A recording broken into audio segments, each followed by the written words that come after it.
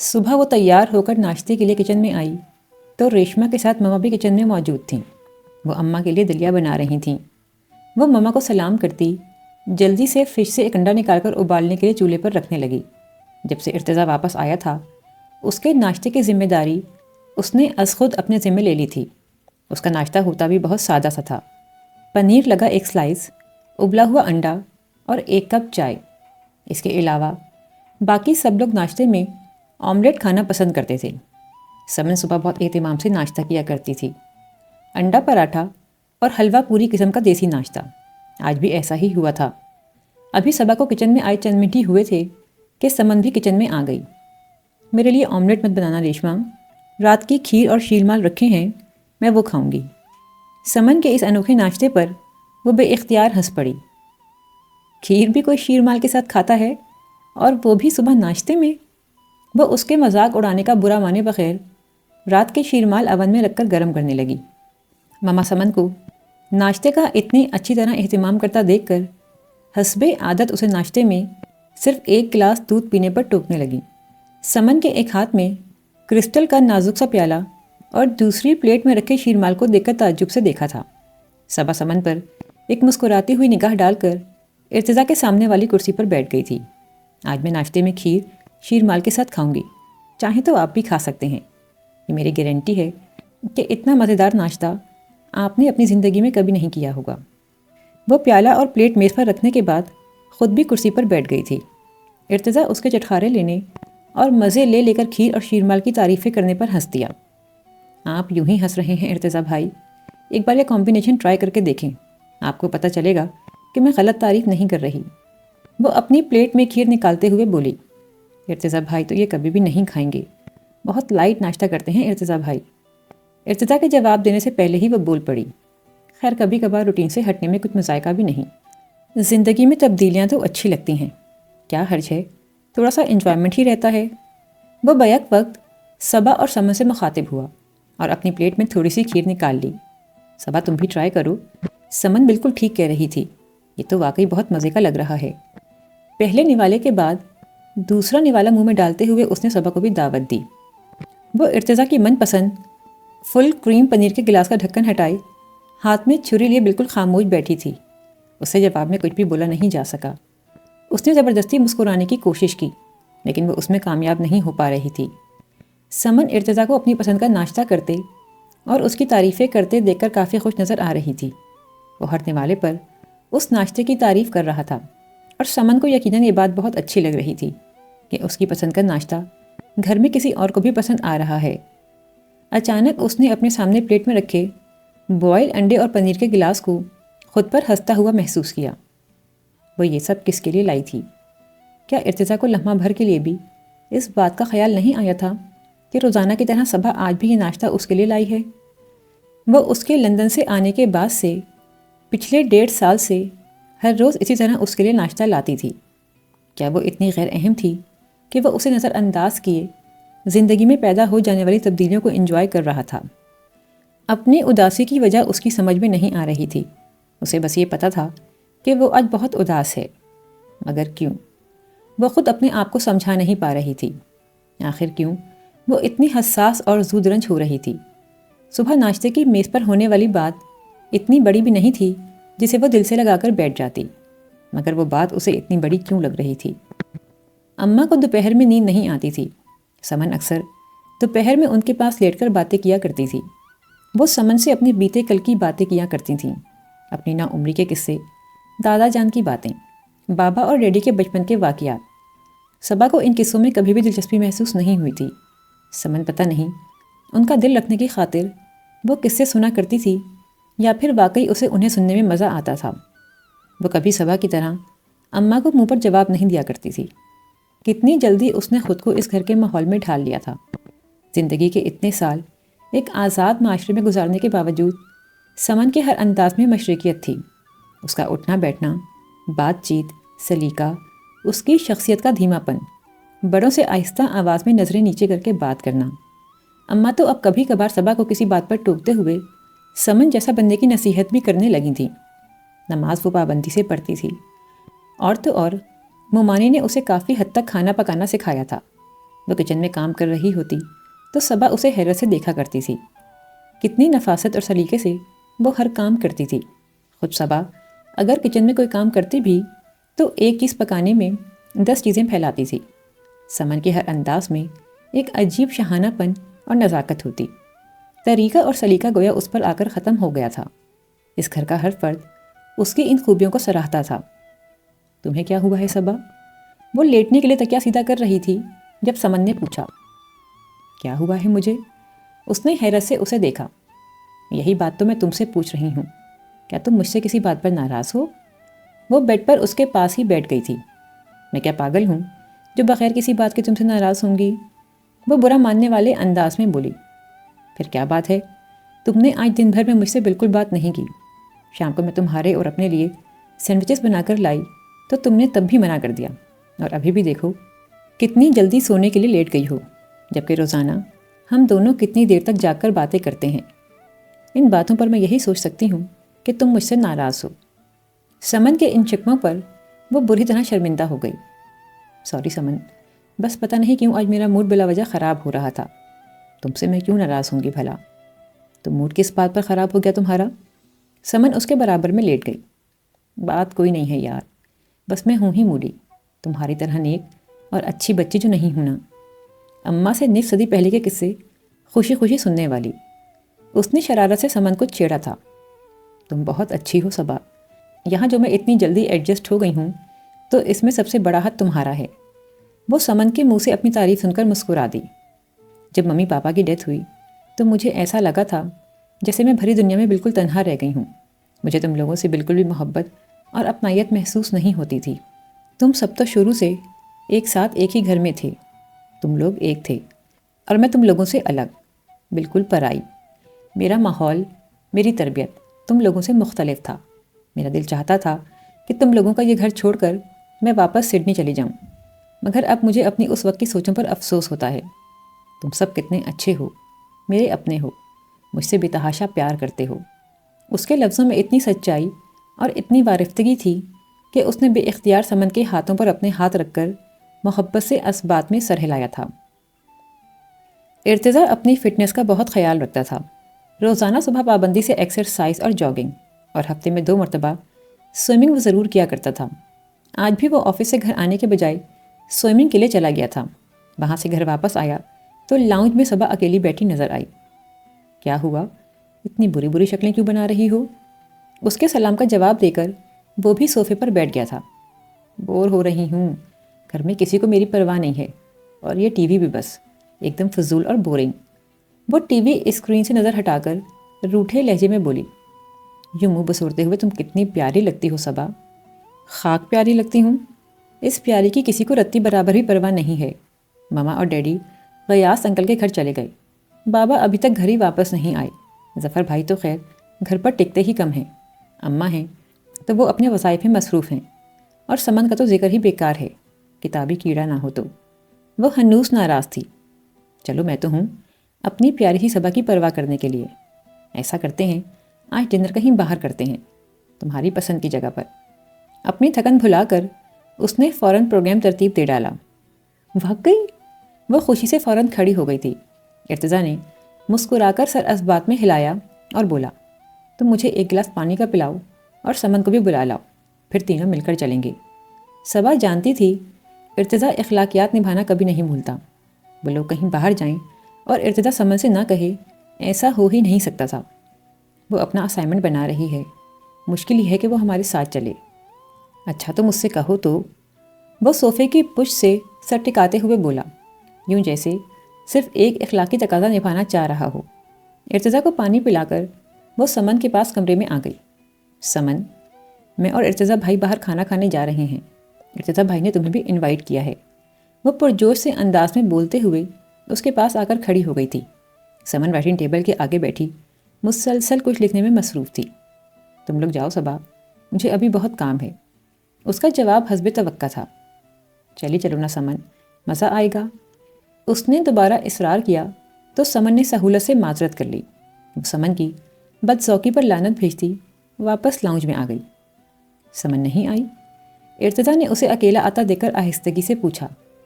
پاگل ہے سمن، پڑھائی کو سر پر سوار کر لیتی ہے۔ اسائنمنٹ جمع کرانے کی تاریخ ابھی دور پڑی ہے، پھر بھی محترمہ دل و جان سے اسے مکمل کرنے میں لگی ہیں۔ فرما رہی ہیں آپ لوگ جائیں، مجھے اسائنمنٹ بنانا ہے۔ وہ برا سا منہ بناتے ہوئے بولی۔ سمن کو ابھی یہ نہیں معلوم کہ آخری تاریخ سے ایک دن پہلے گھبرائے اور بوکھلائے ہوئے انداز میں کام کرنے کا مزہ ہی کچھ اور ہوتا ہے۔ اس نے لطیف سے انداز میں صبا کے ہر کام کو آخری وقت پر ٹالے رکھنے کا ذکر کیا تو اس کی بات کا مطلب سمجھ کر وہ ہنس پڑی۔ بالکل، اس کا تو مزہ ہی کچھ اور ہوتا ہے، چلو پھر ہم چلتے ہیں۔ وہ بڑے ڈھیلے ڈھالے سے انداز میں ٹیبل پر سے گاڑی کی چابی اٹھاتے ہوئے بولا۔ لاؤنج سے باہر نکلنے کے لیے اس کے اٹھتے ہوئے وہ قدم، صبا کو ایسا لگا جیسے وہ اسے زبردستی لے کر جا رہا ہو۔ گاڑی میں بیٹھنے کے بعد اس نے ارتضیٰ کی طرف دیکھا تو پتہ نہیں کیوں وہ اسے بہت چپ چپ اور بجھا ہوا محسوس ہوا۔ کچھ دیر پہلے اس نے خود ہی تو باہر کھانے کا پروگرام بنایا تھا، پھر اب اچانک اس پر یہ بیزاری اور کوفسی کیوں چھا گئی تھی؟ سب لوگ کہتے تھے کہ ارتضیٰ کو اپنے تاثرات دوسروں سے چھپانے میں کمال حاصل ہے۔ اسے غصہ آ رہا ہو یا کسی کی کوئی بات ناگوار گزری ہو، وہ تب بھی اپنے احساسات ظاہر نہیں ہونے دیتا، لیکن اسے یوں محسوس ہو رہا تھا کہ ارتضیٰ اس وقت کسی بات پر ناخوش ہے، کسی چیز نے اسے افسردہ کر دیا ہے۔ پہلی مرتبہ اس پر اس بات کا انکشاف ہوا تھا کہ وہ ارتضیٰ غضنفر کا چہرہ پڑھ لیتی ہے۔ وہ دوسروں سے اپنے جذبات چھپا لیا کرتا ہوگا، لیکن صبا شفیق اس کے چہرے پر موجود ہر تاثر کو پڑھنے کی صلاحیت رکھتی ہے۔ وہ مسلسل اس سے باتیں کر رہا تھا۔ گاڑی میں صبا کا فاسٹ میوزک بھی لگایا ہوا تھا، کیونکہ اسے خود تو فاسٹ میوزک بالکل پسند نہیں تھا۔ ہوٹل میں آمنے سامنے بیٹھ کر ارتضیٰ نے مینیو کارڈ اس کے حوالے کرتے ہوئے اس سے اس کی پسند کی چیزیں منگوانے کے لیے کہا۔ میں بھی تمہاری پسند کی ڈشز کھاؤں گا، اس نے صبا کے استفسار کے جواب میں نرمی سے کہا۔ وہ دونوں کھانا کھاتے ہوئے آپس میں بے تکلفانہ باتیں کر رہے تھے، ہنس رہے تھے، آتے جاتے لوگوں پر کمنٹس بھی دیے جا رہے تھے، مگر پھر بھی صبا کا دل خوش نہیں ہوا تھا۔ ارتضیٰ اس کی خاطر مربتاً یہاں آیا تھا، ورنہ اس کا دل یہاں نہیں تھا، اس کی سوچیں یہاں نہیں تھیں۔ چھٹی کا دن تھا، سب لوگ گھر پر موجود تھے اور چھٹی کے اس دن کو انجوائے کرنے کے موڈ میں بھی تھے۔ ارتضیٰ کے خالہ زاد اور ماموں زاد کزنز آئے ہوئے تھے۔ سمن نے پہلی مرتبہ اس طرح کا موقع دیکھا تھا، اس لیے خوشی کے ساتھ ساتھ حیران بھی ہو رہی تھی۔ ارتضیٰ اور ظفر دونوں ہی ٹینس اور بیڈمنٹن کے بہترین کھلاڑی تھے۔ اسکول اور کالج میں بھی اکثر ان کا آپس میں مقابلہ ہوا کرتا تھا۔ ہر بار ان دونوں کا مقابلہ بہت زوردار اور دلچسپ ہوا کرتا تھا۔ کھیل شروع ہوا، ہمیشہ کی طرح تماشائیوں کے دو گروپس بن گئے تھے، کچھ ارتضیٰ کو سپورٹ کر رہے تھے اور کچھ ظفر کو۔ صبا چیخ چیخ کر ارتضیٰ بھائی کے نعرے لگا رہی تھی۔ سمن نے صبا کو بھائی کے مخالف کیمپ میں دیکھ کر ناپسندیدہ سی شکل بنائی تھی۔ وہ ظفر کے حمایتیوں کے ساتھ شامل تھی اور ان کے ساتھ مل کر ظفر کے حق میں نعرے لگا رہی تھی۔ اس وقت وہاں بھانت بھانت کی آوازیں اور قسم قسم کے نعرے گونج رہے تھے۔ سب لوگوں کی زوردار آوازوں اور نعروں میں سمن کی آواز تو بالکل دب ہی گئی تھی۔ وہ ہمیشہ آہستہ آواز میں بات کیا کرتی تھی۔ سب سے زوردار اور بلند آواز صبا کی تھی۔ کم آن ارتضیٰ بھائی، ایک بار پھر جیت کر دکھائیں، آپ کو ہارنا نہیں ہے۔ وہ گلا پھاڑ پھاڑ کر چلا رہی تھی۔ اللہ کرے ظفر بھائی جیتیں۔ سمن نے دل ہی دل میں دعا مانگی۔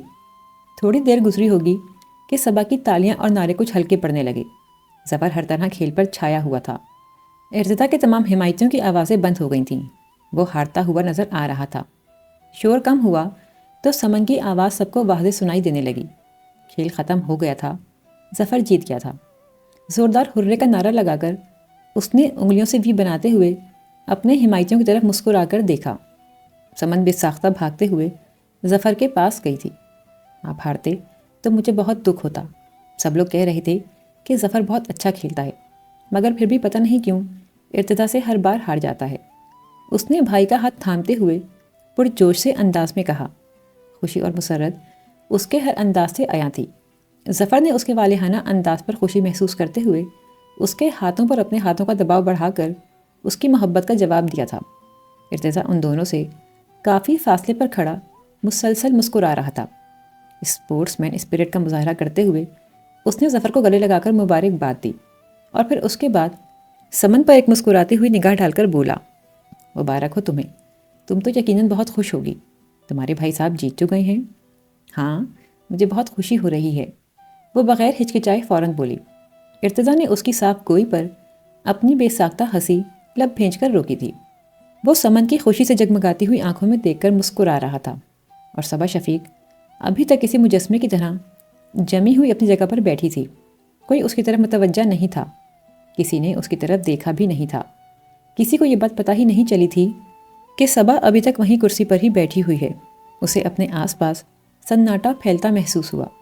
وہ جیسے اس ہجوم میں تنہا کھڑی تھی۔ معاً کسی کے زوردار کہی کی آواز نے اسے چونکایا، اسے اس بات کا احساس دلایا کہ وہ زندہ ہے، سانس لے رہی ہے۔ اس کا دل معمول کے مطابق دھڑک رہا ہے۔ اس کا ہاتھ اپنے چہرے کی طرف گیا تو اسے پتہ چلا کہ وہ رو رہی ہے۔ اس نے اپنے آنسو صاف کرنے چاہے، مگر وہ اور شدت سے بہتے چلے جا رہے تھے۔ اپنی چیخیں دباتی وہ بے اختیار کرسی پر سے اٹھی اور بغیر کسی کی طرف دیکھے بھاگتی ہوئی اپنے کمرے میں آ گئی۔ اپنے کمرے میں آ کر وہ بستر پر اونھے منہ گری۔ وہ پھوٹ پھوٹ کر رو رہی تھی۔ اس کے کمرے کا دروازہ زور زور سے پیٹا جا رہا تھا۔ صبا، میں ہوں ارتضیٰ۔ ہار کر بہت خوش ہونے والے کو تنہا بیٹھی اس لڑکی کا دھیان آ ہی گیا تھا، اس لڑکی کا جو صرف اس کے ہارنے کا سوچ کر ہی اداس ہو جایا کرتی تھی۔ وہ اس کی آواز سننے کے باوجود بھی اٹھی نہیں تھی۔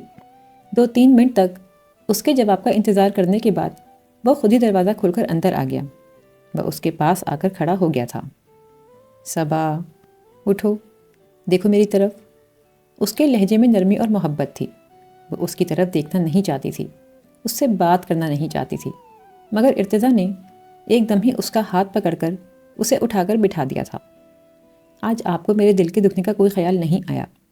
آج بھی تو آپ کے ہارنے سے مجھے تکلیف ہوئی ہے، لیکن آپ کے پاس میری تکلیف کے بارے میں سوچنے کا وقت ہی کہاں ہے۔ آپ کے ہارنے سے سمن تو خوش ہے نا؟ آپ ہارے ہی جان بوجھ کر ہیں، صرف اسے خوش کرنے کے لیے۔ آنسو رگڑ رگڑ کر صاف کرتے ہوئے اس نے اپنے دل میں گونجتے یہ شکوے سنے۔ وہ انہیں زبان پر نہیں لا سکتی تھی۔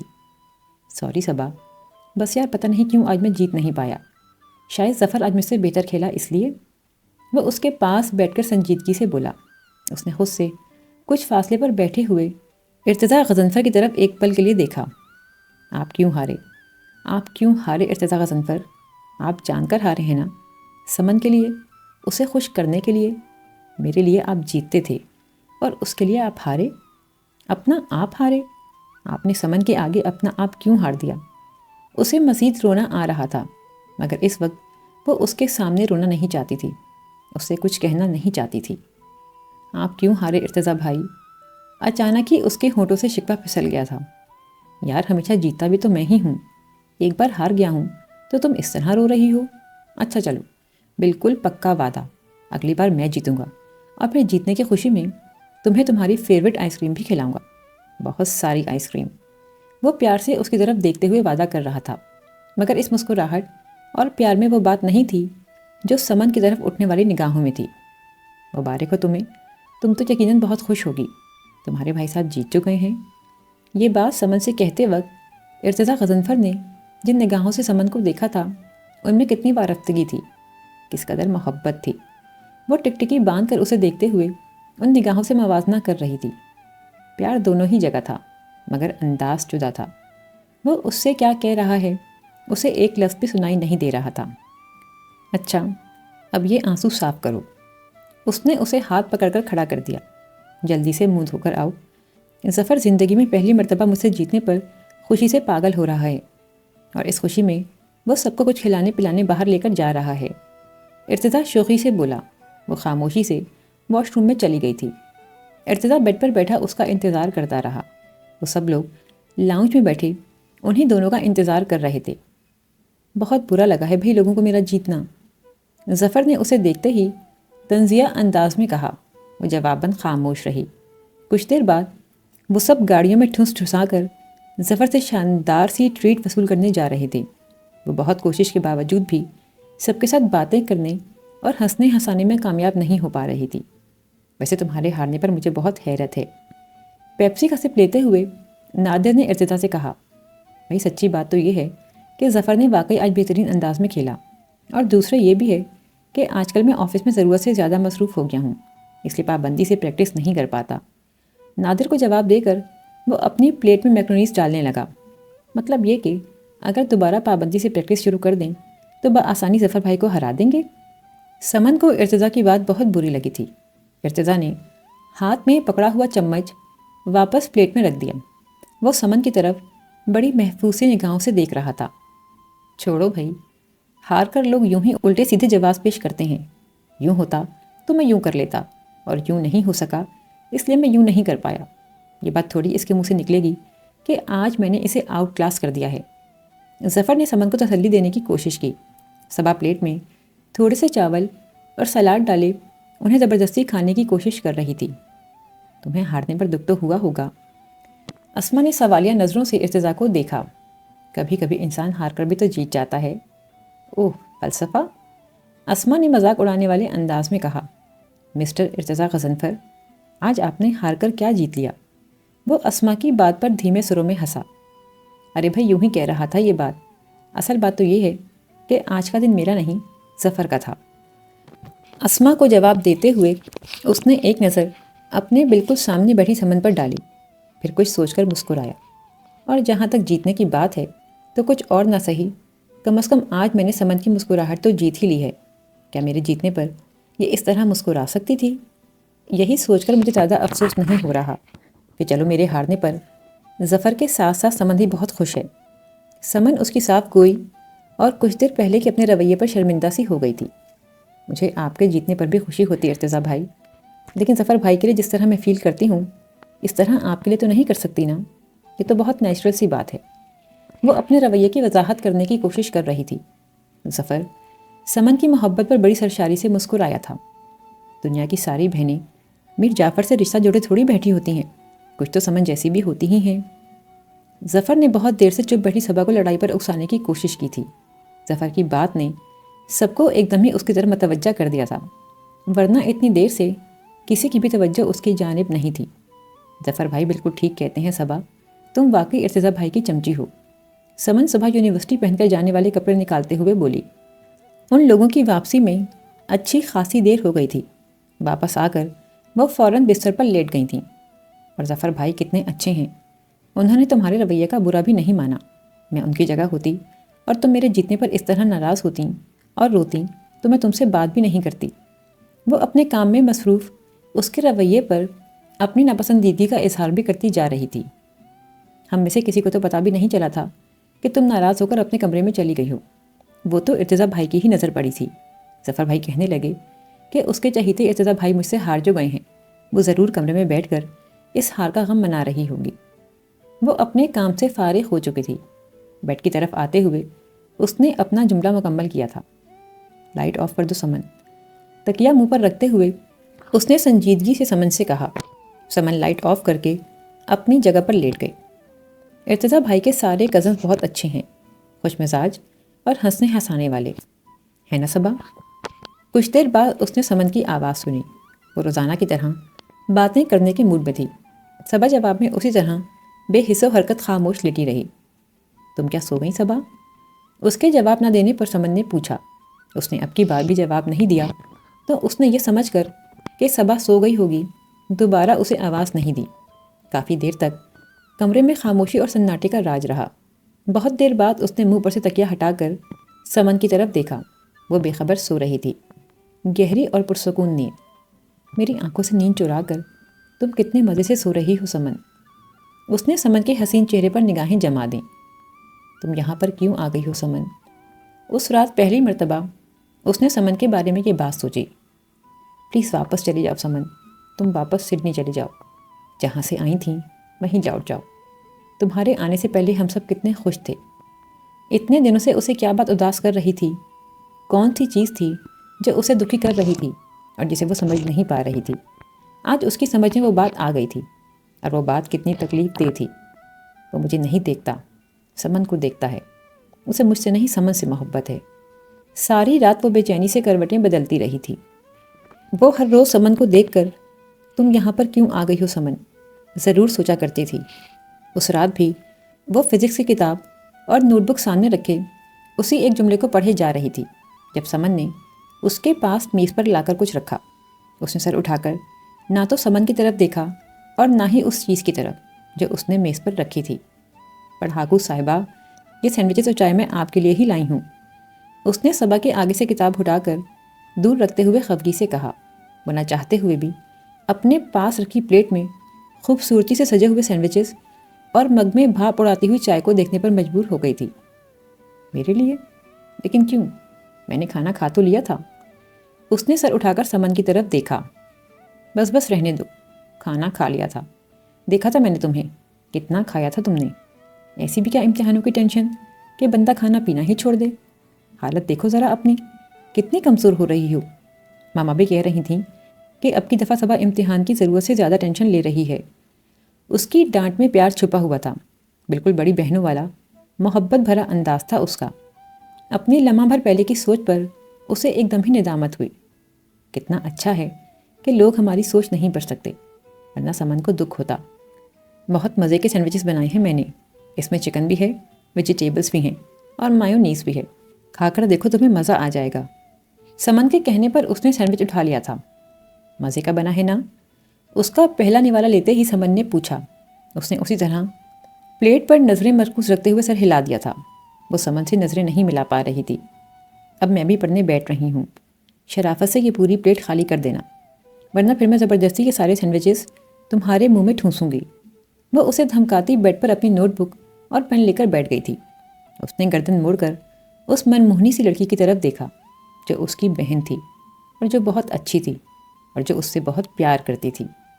سمن، جس طرح تم مجھ سے پیار کرتی ہو اس طرح میں بھی تم سے بہت پیار کرتی ہوں، بہت زیادہ، بے حساب۔ مگر پھر بھی پتہ نہیں کیوں اکثر میرے دل میں تمہارے بارے میں ایسے خیالات آتے ہیں کہ اگر وہ میں تمہیں بتا دوں تو تم مجھ سے نفرت کرنے لگو۔ اکثر تمہیں دیکھ کر میں یہ سوچتی ہوں کہ تم یہاں نہ آتی تو کتنا اچھا تھا۔ تم اتنی ہی اچھی ہو سمن، اتنی اچھی کہ تم سے پیار کرنے کے علاوہ کچھ اور سوچا ہی نہیں جا سکتا۔ کاش تم محبتوں سے بھرا ہوا یہ دل نہیں رکھتی۔ تم اتنی خوبیوں کی مالک نہ ہوتی پھر کوئی بھی تم سے پیار نہ کرتا۔ وہ بھی۔ اپنے کمرے میں داخل ہوتے ارتضیٰ کو دیکھ کر اس کا دل مچلنے لگا تھا۔ بہت زبردست طریقے سے پڑھائی ہو رہی ہے، لگتا ہے اب کی بار فرسٹ پوزیشن لینے کا ارادہ ہے۔ وہ بے تکلفی سے صوفے پر بیٹھ گیا تھا۔ سمن بھی کمرے میں ہی موجود تھی۔ میں آفس کے کام سے ٹوکیو جا رہا ہوں، جلدی سے اپنی فرمائشیں بتا دو، کیا کیا چیزیں لاؤں تمہارے لیے وہاں سے؟ جو مجھے چاہیے وہ تم مجھے کبھی نہیں دو گے۔ وہ چپ چاپ اس کی طرف دیکھتی رہی۔ مما نے تو بس یوں ہی ایک بات کہی تھی، تم بلا وجہ ان کے ڈانٹنے پر اتنی سیریس ہو گئی ہو؟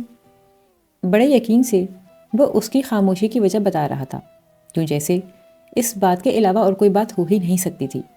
یہ بالکل اتفاق ہی تھا کہ جس لوگ ارتضیٰ کے کزنس ان لوگوں کے گھر آئے تھے اسی روز صبح مما نے اسے اسٹڈیز میں سیریس نہ ہونے اور اپنا وقت بیکار کے مشغلوں میں ضائع کرنے پر خاصا تفصیلی لیکچر دیا تھا۔ ارتضیٰ اس وقت وہیں بیٹھا ہوا تھا اور اس نے ہمیشہ کی طرح مما کے سامنے صبا کی طرف داری بھی کی تھی۔ صبا کا رزلٹ بہت اچھا آئے گا، اس بات کی آپ کو میں گارنٹی دے رہا ہوں۔ ہر ایک کا پڑھنے کا اپنا اپنا طریقہ ہوتا ہے۔ صبا ہر وقت کتابوں میں منہ گھسا کر نہیں بیٹھتی، لیکن جس وقت پڑھتی ہے تو پھر پوری سنجیدگی سے پڑھائی کرتی ہے۔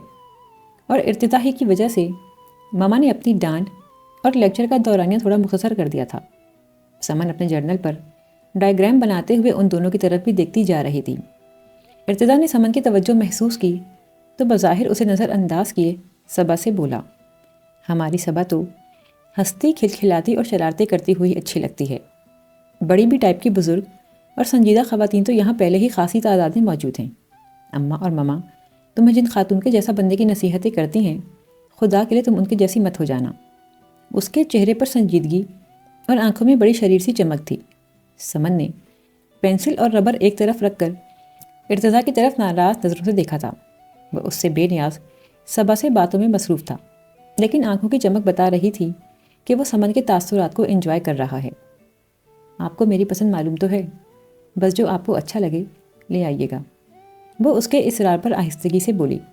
کچھ دیر تک وہ اس سے اس کی پڑھائی کے بارے میں باتیں کر کے کمرے سے چلا گیا تھا۔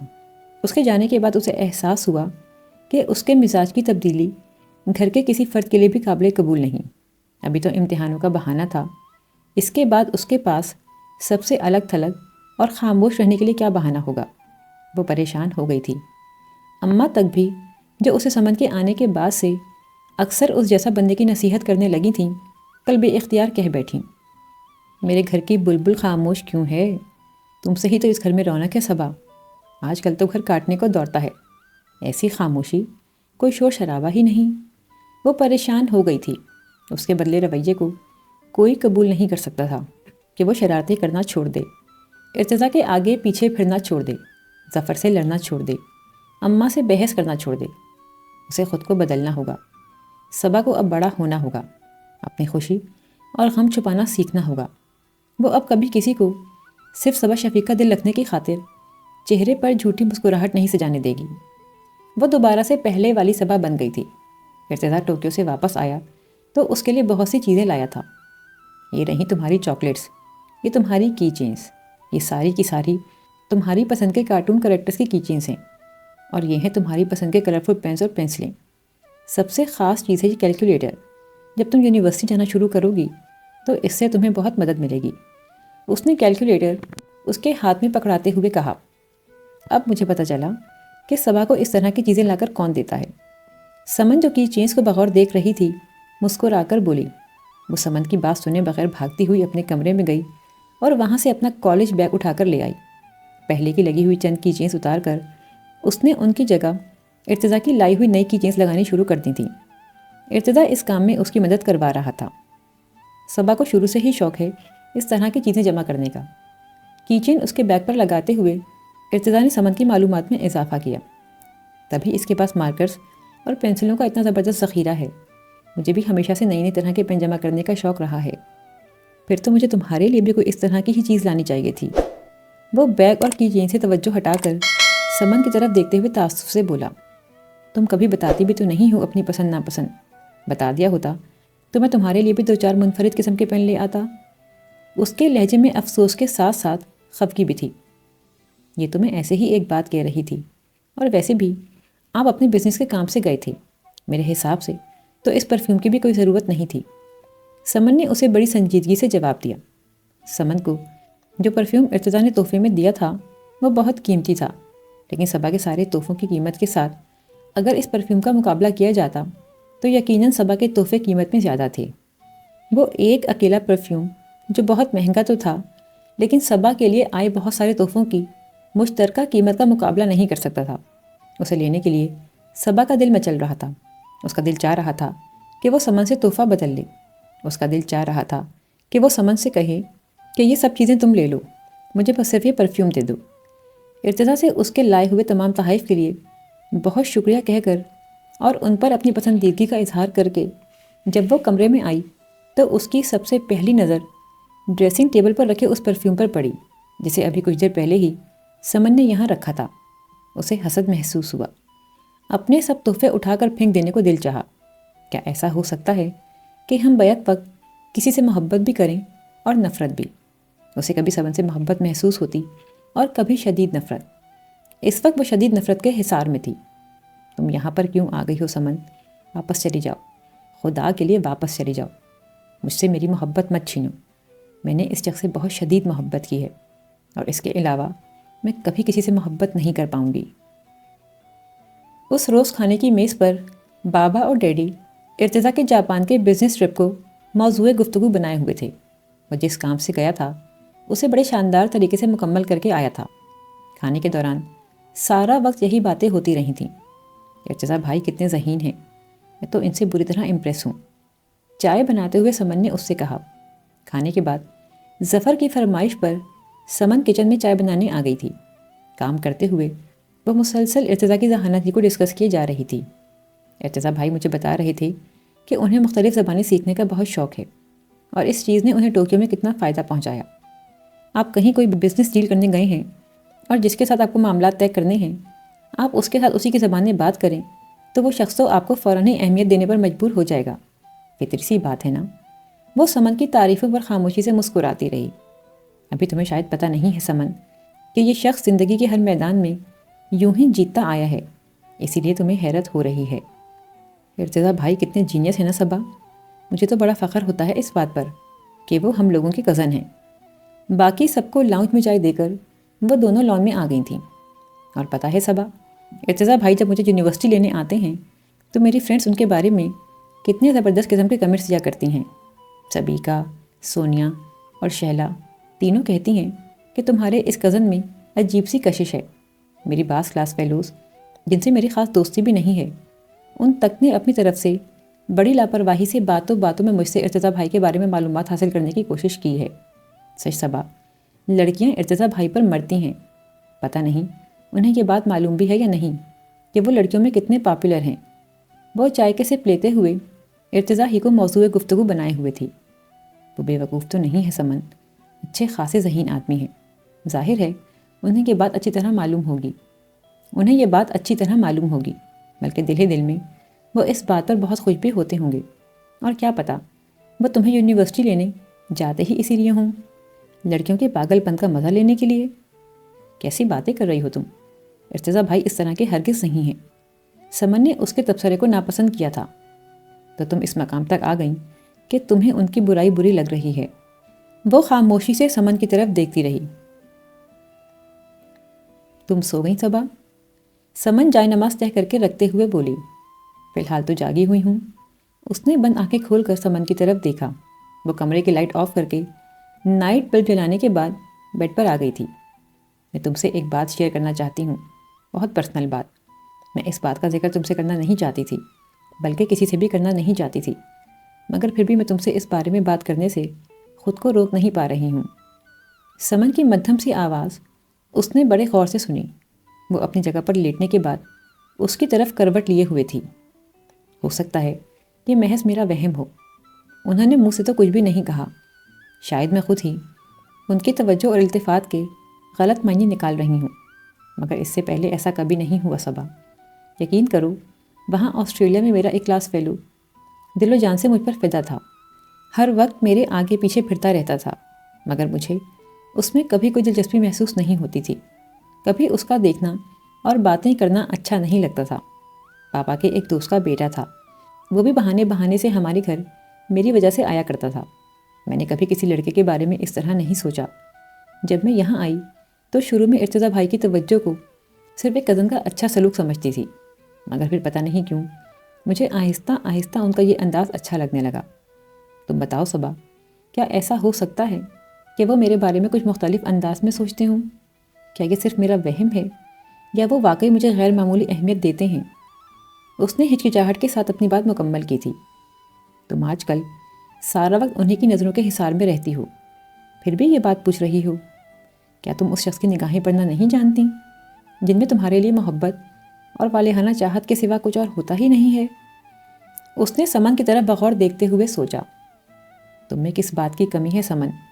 تم سے تو کوئی بھی محبت کر سکتا ہے، خوش قسمت تو وہ ہوگا جس سے تم بھی محبت کرو گی، اور یقیناً وہ خوش قسمت انسان ارتضیٰ بھائی ہی ہیں۔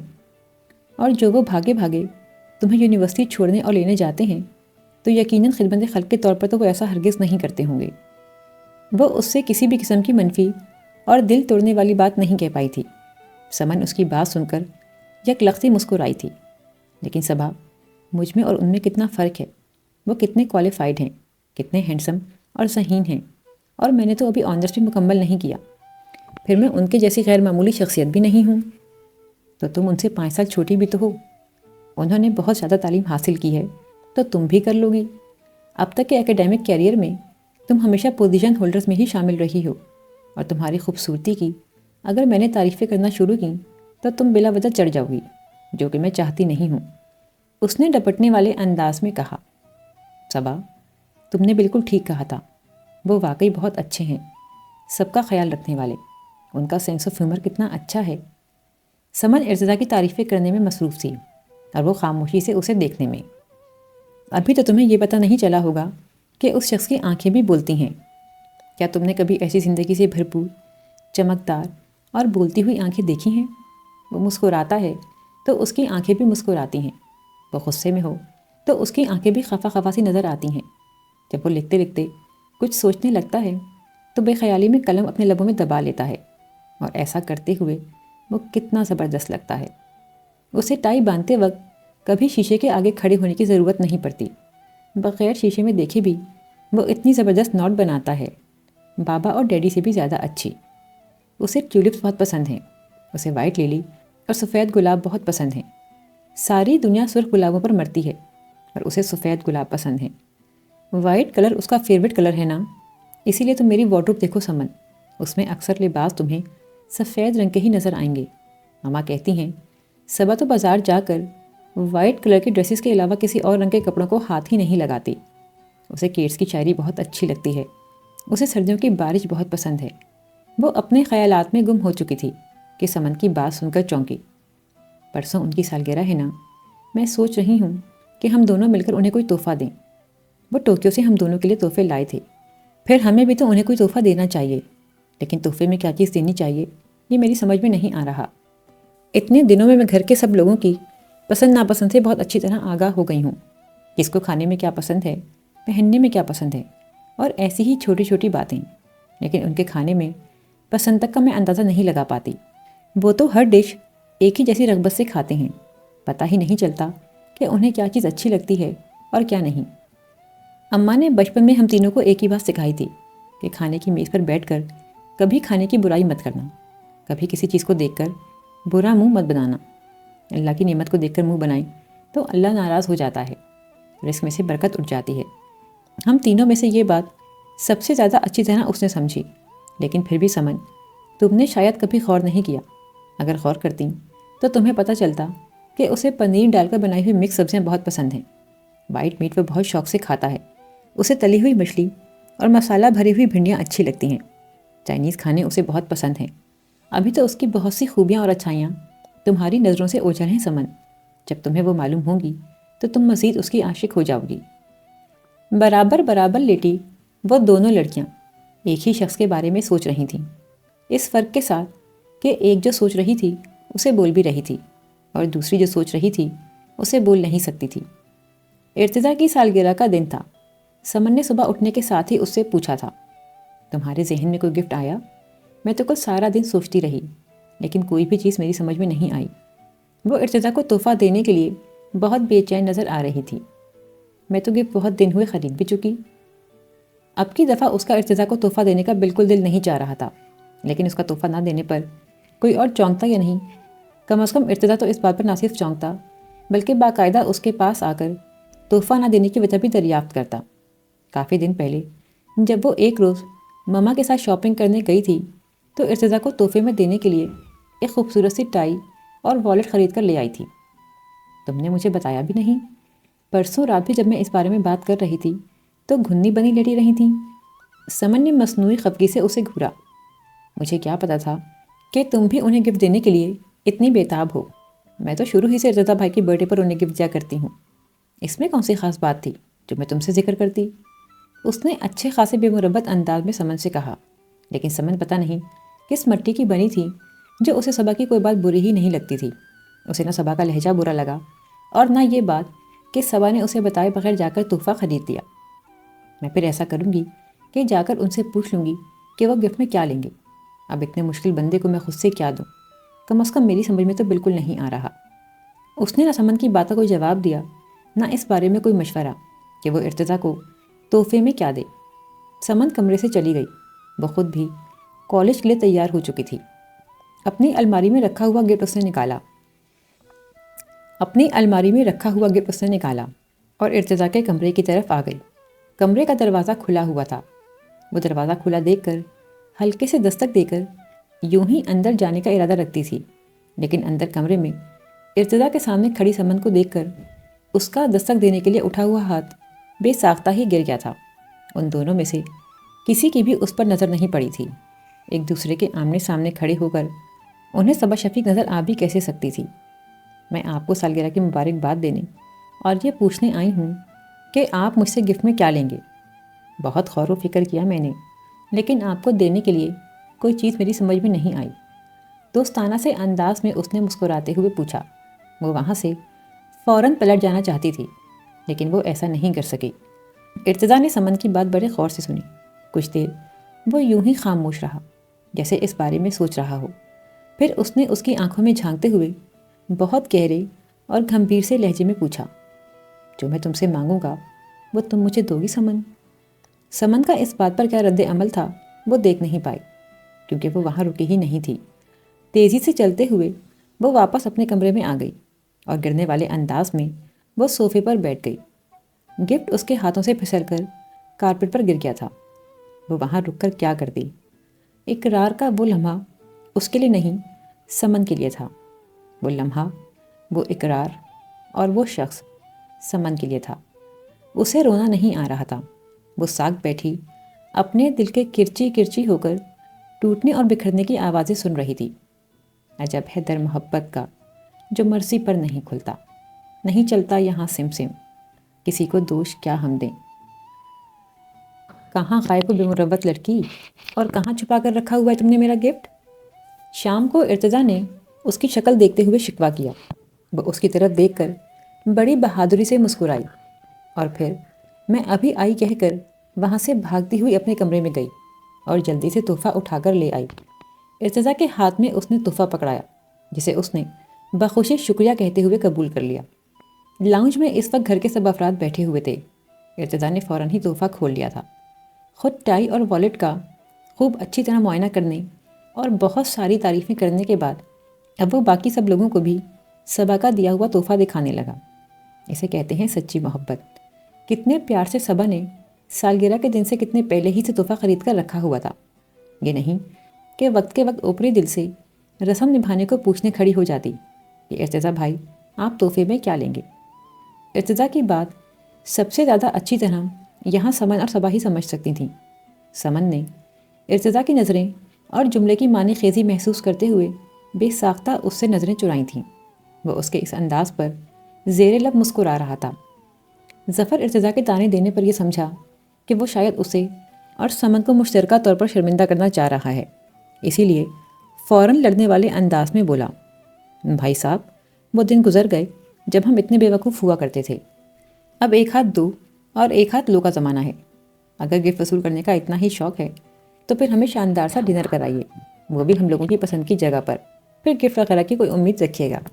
یہ بغیر ٹویٹ کے گفٹ تو آپ کو صرف آپ کا چمچہ گروپ ہی دے سکتا ہے۔ جملے کے اختتام پر ظفر نے ایک شوق سی نظر صبا پر ڈالی تھی۔ اسے پتہ تھا چمچہ گروپ کہلائے جانے پر وہ لڑنے مرنے پر آمادہ ہو جائے گی۔ بابا نے اس موقع پر اس کی مشکل آسان کر دی تھی اور جھٹ اس کی حمایت میں بولنا شروع ہو گئے تھے۔ اس نے تشکر آمیز نظروں سے بابا کی طرف دیکھا۔ ارتضیٰ ان لوگوں کو رات کا کھانا باہر کھلانے لے جا رہا تھا۔ سمن اور ظفر ساتھ جا کر ارتضیٰ کے لیے ان دونوں کی طرف سے ایک مشترکہ تحفہ لے آئے تھے۔ صبا میں کون سے کپڑے پہنوں؟ وہ بے دلی سے ایک سادہ سا سوٹ استری کر رہی تھی جب سمن نے اس سے پوچھا، یہ ریڈ والا، یہ سی گرین یا پھر یہ بلیک والا؟ وہ 3-4 ہینگرز اپنے ساتھ لگائے کھڑی تھی۔ تم کچھ بھی پہن لو، اچھا لگے گا، اس نے ان تمام ڈریسز پر ایک نگاہ ڈال کر سنجیدگی سے کہا، لیکن وہ اس جواب سے مطمئن نہیں ہوئی تھی۔ بتاؤ نا کون سا پہنوں؟ اس نے دوبارہ اصرار کیا۔ اس کے اصرار پر آخر کار اسے اپنی رائے دینی ہی پڑی۔ وہ آج بہت اہتمام سے تیار ہو رہی تھی۔ صبا اس کی تیاریوں کو خاموشی سے دیکھ رہی تھی۔ تیاری کے معاملے میں اس نے سمن کو اتنا حساس اس سے پہلے کبھی نہیں دیکھا تھا۔ آج کچھ خاص دن ہے سمن؟ میں تو تمہیں بہن کی نظروں سے دیکھ رہی ہوں اور ظاہر بات ہے مجھے تم ہر طرح سے پیاری لگتی ہو۔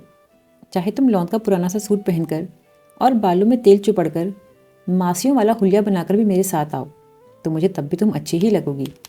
اور جن نظروں سے آج تم خود کو جانچ رہی ہو، تم بے فکر رہو، وہاں تمہارے لیے ستائش ہی ستائش ہوگی۔ وہ نظریں تمہارے چہرے کے علاوہ کسی اور کو دیکھیں گی ہی نہیں۔